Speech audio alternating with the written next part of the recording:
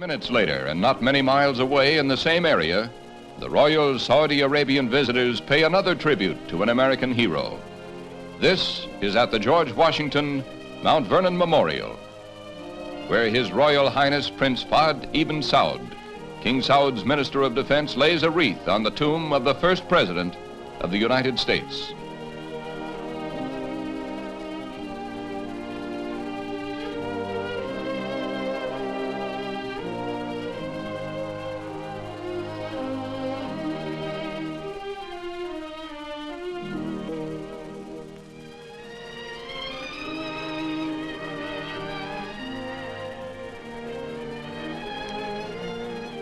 Back in Blair House, discussions take place between His Majesty and Secretary of State Dulles to consider questions of mutual interest.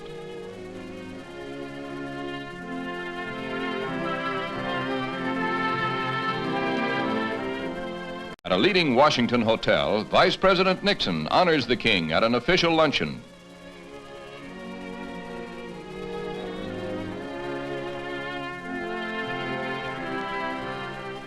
Herbert Hoover, Jr., Under Secretary of State, is in the receiving line.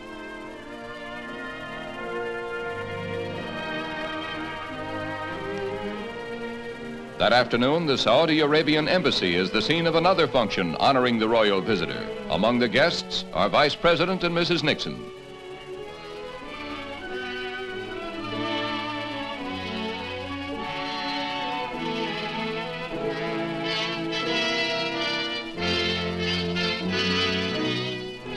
Diplomats of many nations are here.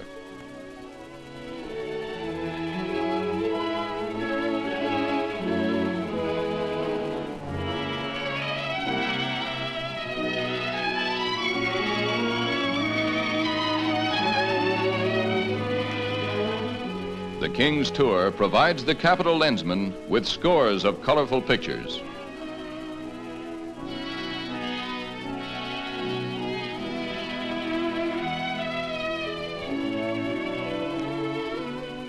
Mrs. John Foster Dulles, who with her husband is to honor the King at a dinner tonight. United States Ambassador to Saudi Arabia, George Wadsworth.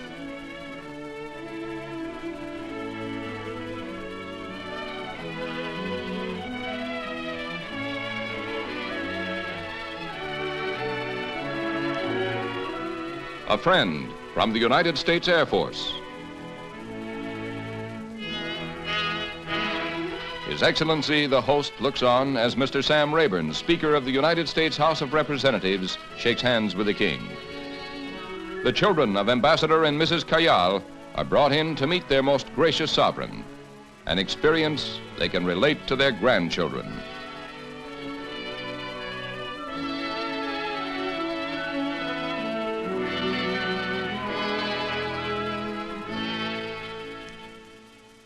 At Washington's world-renowned Islamic Center, His Majesty arrives for the Friday prayer.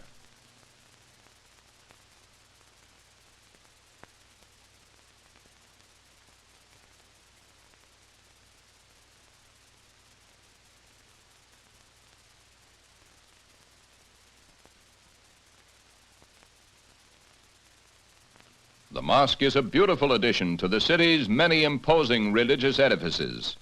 It was built by contributions from every Islamic land, funds supplemented by generous donations from Islam's many friends in the United States.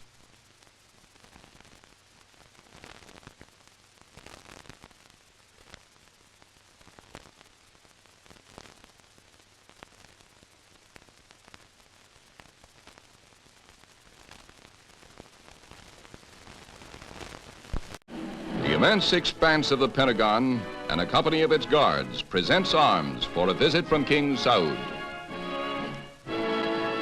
Secretary of Defense Charles Wilson and Admiral Radford, Chairman of the Joint Chiefs of Staff, attend the monarch.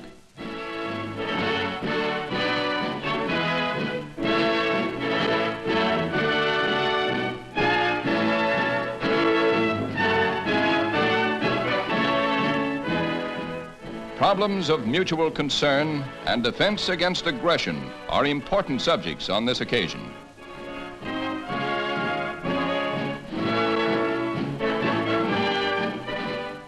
royal visitor and the president consider many questions, after which the king, when asked to comment on the president's plan for the Middle East, says that it is a good one, which is worthy of consideration and appreciation.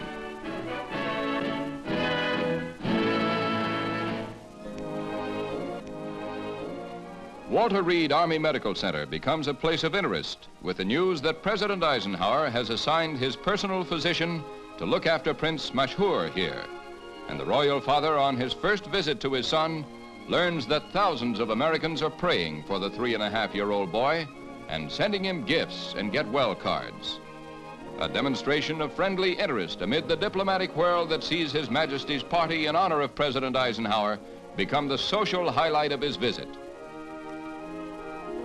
Earl Warren, Chief Justice of the United States. Under-Secretary of State Loy Henderson, well known to the Arab world.